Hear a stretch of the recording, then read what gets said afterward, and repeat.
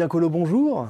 Bonjour Mathias. Vous êtes analyste senior à l'Institut Friedland et nous allons parler aujourd'hui du rachat des startups françaises qui explosent depuis 5 ans.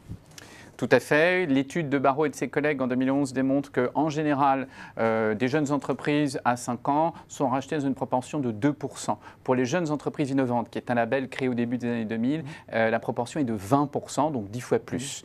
Vous voyez bien entendu que cela a une conséquence. En 2016, on note en particulier un nombre de transactions autour des rachats pour les startups d'un montant de 1,1 milliard de dollars, ce qui est quand même extraordinaire.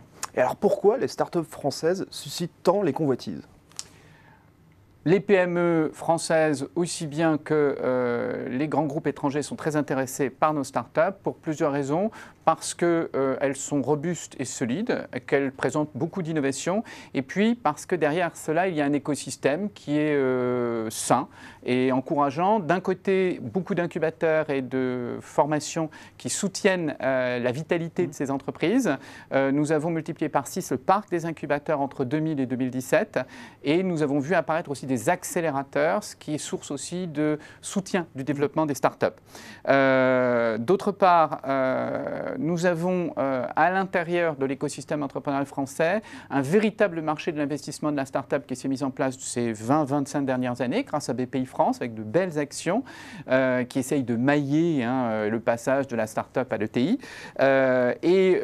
Nous avons aussi une loi qui est passée en 2016 après plusieurs retouches et qui permet aux grands groupes d'investir dans les entreprises, de déployer davantage d'investissements dans les jeunes entreprises, en particulier les startups.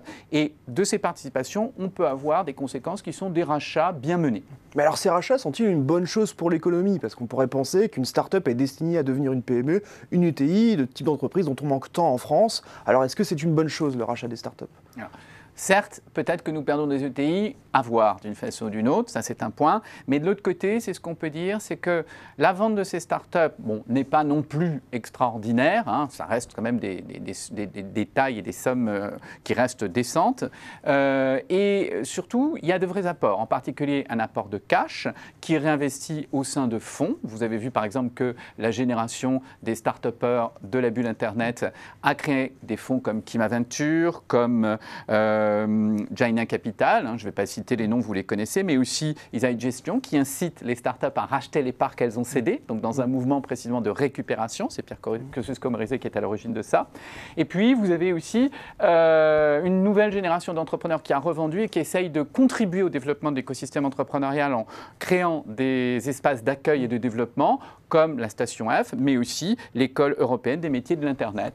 Alors justement, de ce point de vue, est-ce qu'on est en train de vivre un changement des mentalités par rapport au rachat de la start-up ?